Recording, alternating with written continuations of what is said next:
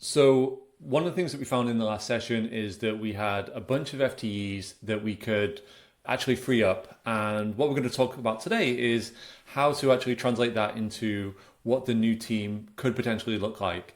And the big spoiler here is that freeing up 1.6 FTEs does not mean FTEs worth of people, but you actually have to think about what is the impact of the backfills and the additional work that's required. How do you increase the overall capacity of the team? And so how does that actually play into the role rebuild as we're going through this process? We're going to cover everything that you need to know in this session. This is number 2 in a 4-part series, which introduces you to the way to think about how AI is going to impact organizational design and how you can actually work through the 4 stages in the framework to make sure that you can do this effectively. And to actually get access to the tools and the resources, if you're not a member of the Talent Academy, you'll sign up, go over to resources, and it's going to be in the top panel here in featured, assuming you're watching this close to when this video is released. You can actually see the last one, the AI task automation scoring and workflow kit is already live. So this will be the second part of that. Please just jump in and just follow along with this video. We're going to cover everything that you need to know, so you don't need any additional information. It's all available completely free. If you actually do want to take this concept a little further and actually learn how to do a lot of this yourself, we do have a free headcount planning webinar. The first 2 are already live, and the next 5 are going to be released over the next few weeks, so that by the end of the summer we should have everything ready to go. You can get access, you can upskill, and that's really going to help you as you're thinking about doing this kind of work where you have to redeploy talent because of the impact of AI, while also increasing your own personal capacity with things like the AI operating environment. Let's dig into the content for this session. So we're going to be walking through episode 2 of the role rebuild, and you'll find the prompt pack included in the pack that you're going to download from the Talent Academy. And this is fairly straightforward. We're going to essentially take the task inventory that we completed in the last session and now use AI prompts to try and understand a little bit more about how do we work forward from that. And so the first one is to actually service the tasks AI creates.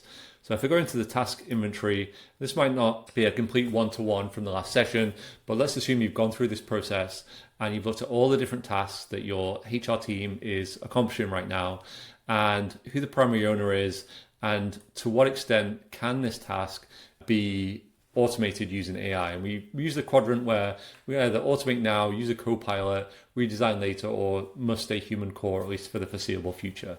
And this shows us how much of the task we actually capture using automation. So you'll see it's not 100%, and this accounts for the additional oversight that you'll need. What we're actually going to do now is take this task list and figure out what additional tasks are going to be generated as we start to think about automating and co-piloting some of these away. So you'll see the prompts right here. I'm just going to skip straight to the new tasks that we've created so we can actually start to walk through. And you can use any of the tools. I really like using Claude for Excel to build this out because it builds the tabs for you directly. But you can use any of the chatbots or any models that you care to use. And this is what it came up with. So we've actually selected 6 new tasks here, and we have different types of tasks, whether that's exception handling, where we actually want to monitor the output of the automation schedules. You want to be able to clean up anything that the bot can't do. And actually spend a lot of my time doing this now as I'm automating more and more of my own personal workflows. So we've predicted how many hours per month we're actually going to need to spend on this and who is actually going to own this based on when we rebuild the role, how does that apply? We've covered all these, and now we've got an additional 60 hours a month that is going to be required as we think about automating these. So you'll see in the task inventory, we had 1.4 FTE of total time saved. We actually are going to claw back 0.4 of that FTE in order to actually allow someone to increase their own capacity to run all of these resources, or actually spread that capacity over the course of the team. And so that's how we think about the next stage in the process. So we're not jumping straight from FTEs to how many people do we lay off. We actually have to be very step-based driven on how we're thinking about the overall impact of this. And that's where we get to prompt 2, is actually clustering the tasks into rebuilt roles. And so now what we want to do is take all the tasks from the inventory and then these new tasks, bunch them together, and then figure out what does a role reclustering look like in order that we actually have a new design for the overall team. And so we'll skip ahead to that section now, and we have our 5 headcount that we started with and how are we actually going to repurpose that headcount. And so whereas we used to have recruiters, coordinators, TA lead, now we're actually going to have a talent ops or pipeline QA, AI augmented recruiter, and a TA lead. So you see that the roles have shifted a little bit. We're moving from coordinator to talent ops. We have recruiters, but they're now AI augmented recruiters because we're actually giving them the additional tools in order to help copilot some of the work that they're doing day to day.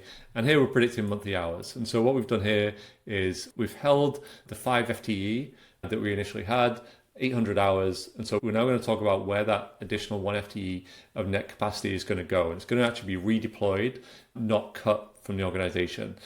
And so this is on a very small scale of a small team, but you can see how this would actually play out or across an organization of 1,000 or 5,000 or 10,000 people. But what we're going to do is actually not take this initial role clustering at face value. We're actually going to do another review over the top where we're going to do an adversarial role audit. We're actually going to look at the roles that we identified and figure out, did we actually bundle the roles to keep the headcount flat? Did we hand a human core task to AI? Do we have a role that has no owner? Where is the new oversight and QA work undercounted? And so this is actually going to give us that additional kind of question. And what this is doing now is actually showing us the results of this adversarial role audit. And you're going to be able to go through this spreadsheet yourself so you can see all the different failure modes that we had. It actually goes through in depth and it spent a lot of time actually analyzing what we did. But really what we get to here is the actual new allocation of hours per month for all these new tasks and what the impact it actually has. And so whereas we started at the end of last session with 1.4 FTE saved, and then we moved to, well, actually it's more like 1 FTE saved.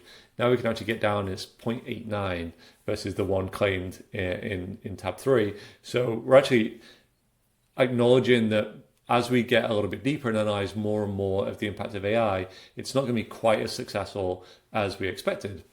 And it's really important to call this out here because otherwise we could actually have this overly optimistic view of what AI is going to do, then implement AI and actually underperform when we actually measure success.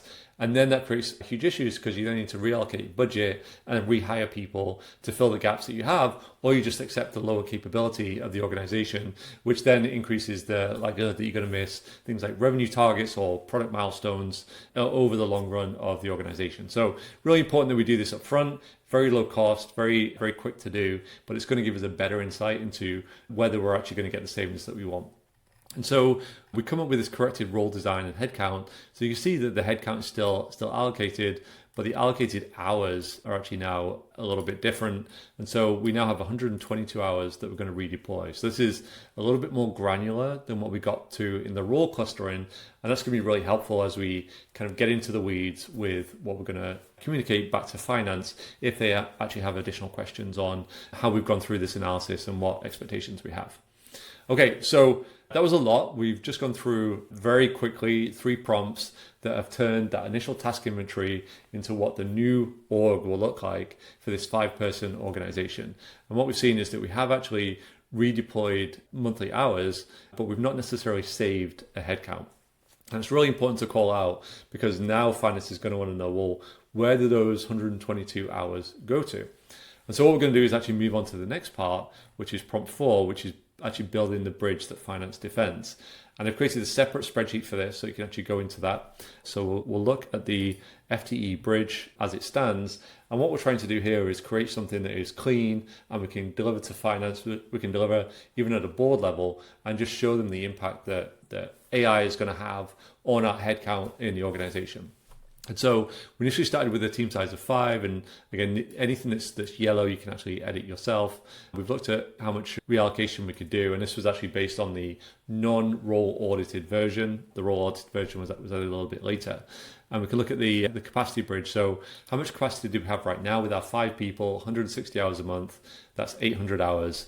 We've said we can recover 220, and then we actually add an additional 60 hours of work. So in reality, the net free capacity is 160. But what we can then say is we're actually not going to just cut one head from the organization, because what we actually want to do is increase capacity and actually start to measure the effect of AI on the organization. So if we made the cut, it's a irreversible decision.